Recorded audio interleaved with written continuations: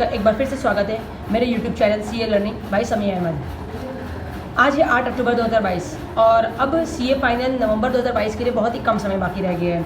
मुश्किल से 25 दिन से भी कम समय बाकी रह गया है।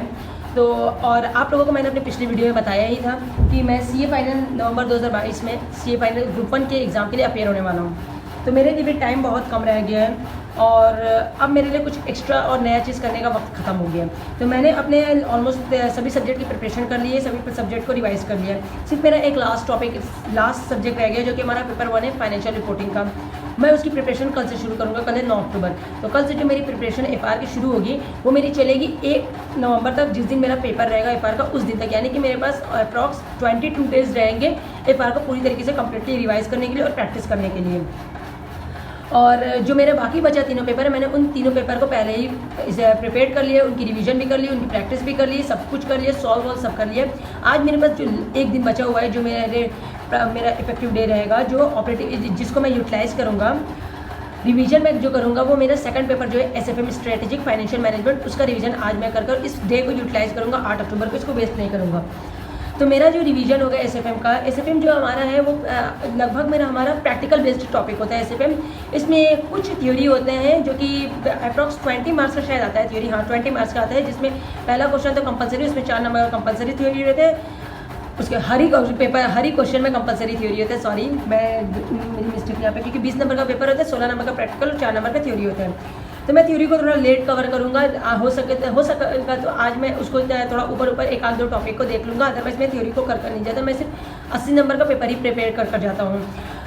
मैं कभी भी 100 नंबर का पेपर प्रिपेयर कर ही नहीं जाता, क्योंकि मेरा ओपिनियन है कि मेरी जिस तरीके से मेरी स्ट्रेटेजी थी, मेरी प्रिपरेशन होती है, तो मुझे ये लगता है कि जैसे स्टूडेंट्स के लिए कि अगर हम 100% का कवर करने जाते हैं तो हम अपना जो 50% हमें स्कोर करना रहता है वो भी हम मिस कर जाते हैं। तो इसीलिए मैं सिर्फ उतना, अगर मैं 80% का कवर कर जा रहा हूँ तो उसमें मैं इतना श्योर होता हूँ कि मेरा 55 to 60 आ जाए, उससे कम नहीं आता है। तो इसी वजह से मैं 100% का कभी कवर करने के बारे में सोचता ही नहीं हूँ। तो आज मेरी जो प्रिपरेशन होगी, तो सबसे पहले तो मैं रिविज़न जो करूँगा अपना, मैंने जब जिस फैकल्टी से मैंने ये SFM की क्लासेस ली थी, उस फैकल्टी ने जो टॉपिक मुझे जितने टॉपिक कवर किए थे उन्होंने जितने इंपॉर्टेंट फार्मूलाज थे वो सभी टॉपिक के साथ हमें बताए थे। तो मैंने हर टॉपिक वाइज फार्मूला, जो हर टॉपिक में जो फार्मूला एप्लीकेबल है, जिस तरीके से कैलकुलेशन है, तो वो सभी एक मैंने शीट बनाकर अपने पास रख ली थी कि रिवीजन के समय मुझे इस शीट का फायदा होगा, मैं इस शीट से ऊपर लूँगा। तो आप लोग बगल के स्लाइड में देख सकते हो कि ये पोर्टफोलियो मैनेजमेंट की मैं शीट दिखा रहा हूँ आप लोगों को, जिसमें ये सारे फार्मूलाज मैंने लिखे हैं। फिर उसी तरह इक्विटी वैल्यूएशन की भी शीट आप लोगों ने देखी होगी, जिसमें मैंने फार्मूला लिखे और कुछ इंपॉर्टेंट पॉइंट्स अगर कहीं उन्होंने बताया तो इस शीट पे रख लेते कि सारे इंपॉर्टेंट टॉपिक मेरे एक ही जगह कवर हो जाए। मैं इस तरीके से प्रिपरेशन करता हूँ। मैं इस बार मैंने एक और एक्स्ट्रा एफर्ट लगाया है कि फैकल्टी की क्वेश्चन तो सॉल्व मैं करता ही हूँ, लेकिन इस बार मैंने अपने इंस्टीट्यूट के मैट भी यूज़ किए हैं, जो कि इंस्टीट्यूट के मैट सभी फैकल्टियाँ जो होती हैं वो इंस्टीट्यूट के मैट को ही क्वेश्चंस को रेफर करती है अपने मटेरियल में। लेकिन इंस्टीट्यूट के मैट से अगर हम इंस्टीट्यूट के क्वेश्चन सॉल्व करेंगे तो उससे मुझे इस बार सॉल्व करने में ज़्यादा दिलचस्पी, ज़्यादा मज़ा आया इंस्टीट्यूट के मैट से क्वेश्चन सॉल्व करने में। मुझे ऐसा लगा कि ये मैंने पहले क्यों नहीं किया, तो इसलिए मैं स्टडी मैट को इस बार प्रेफर ज़्यादा कर रहा हूँ। और उन फैकल्टी की सिर्फ क्वेश्चन, जो उनका तरीका था सॉल्व करने का, जो समझाने का जो पैटर्न था, उसको सिर्फ इसलिए मैंने उनके नोट्स को प्रेफर किया। इस बार उनके मैट को बिल्कुल ही प्रेफर नहीं किया, क्योंकि उनके मैट में एक्स्ट्रा कुछ क्वेश्चंस भी थे जो मुझे लगा कि मेरे लिए उतने ज़रूरी नहीं है, क्योंकि मेरा एम इस समय, मेरा फोकस सिर्फ पास होना है। तो इसलिए मैं स्टडी मैट को मैंने प्रेफर किया और मैंने स्टडी मैट के ऑलमोस्ट सभी क्वेश्चन सॉल्व कर लिए हैं। और इसमें से ज़्यादातर क्वेश्चन तो उनकी मैट में ही, यानी कि मेरी जो क्वेश्चन को मैंने सॉल्व किया, मैंने 3 से 4 बार सॉल्व कर लिया है सभी क्वेश्चंस को। तो आज मैं जो जाऊँगा तो सबसे पहले तो अपने सभी फार्मूलाज को एक बार गो थ्रू करूँगा, रिवाइज करूँगा, रिकॉल करूँगा कि हाँ सभी फार्मूलाज क्या है, उन टॉपिक्स में किस तरीके से यूज़ किया गया फार्मूला को, कहाँ कौन सा मेथड अप्लाई किया गया है, क्वेश्चन में क्या कहना चाह रहा है, कहाँ पे क्या लगाया गया। और उसके बाद मेरा एक टॉपिक है फॉरेक्स के कुछ क्वेश्चन मेरे रह गए सॉल्व करने, मैं उन क्वेश्चन को सॉल्व करूँगा। और कुछ इंपॉर्टेंट क्वेश्चन मैंने सॉल्यूशन, जब मैं प्रैक्टिस कर रहा था उस समय मैंने कुछ इंपॉर्टेंट क्वेश्चन मार्क किए थे कि एग्जाम के पहले उन क्वेश्चन को देखना है। तो उन क्वेश्चन को मैं एक बार फिर आज रिवाइज करूँगा, एक बार फिर सॉल्व करूँगा। कहीं मेरी कोई पहले वाली मिस्टेक तो उन क्वेश्चंस में नहीं हो रही जो मुझे एग्जाम में बिल्कुल भी नहीं करनी, क्योंकि इस बार मुझे अपने ग्रुप 1 को क्लियर करना है हर हाल में। तो आप लोग को मैं दिखाता हूँ किस तरीके से मैं प्रिपरेशन करता हूँ। आप लोग मेरे साथ इस वीडियो में आगे बने रहिए ज़रूर।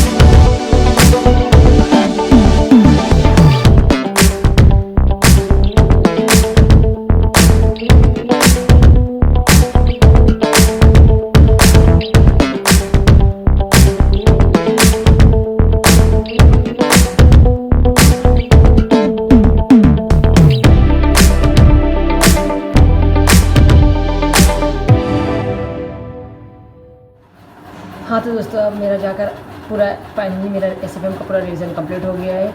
मैंने कुछ टॉपिक्स में से कुछ पोर्शंस, कुछ पॉइंट्स छोड़ दिए हैं क्योंकि टाइम नहीं था। उनको मैं लास्ट मोमेंट पे एकदम ही देखूँगा जब मैं फाइनल रिवीजन एग्ज़ाम से पहले वाले एक गैप में करूँगा, तो उस समय उन पॉइंट्स को कवर कर लूँगा। बाकी मैंने अपनी तरफ से पूरी कोशिश की कि सब एक टॉपिक को दोबारा रिवाइज़ कर लूँ, कवर कर लूँ। मैंने इस रिवीजन में स्पेशली उन पॉइंट्स को, उन क्वेश्चंस को किया है जिन क्वेश्चन में मैं बार बार फंस रहा था, जिन क्वेश्चंस को लेकर मेरी मिस्टेक्स हो रही थी, उन क्वेश्चन को ही सिर्फ मैंने कवर किया और कुछ अदर क्वेश्चंस को भी किया है। तो मैं अपने रिवीजन से थोड़ा सेटिस्फाइड हूँ।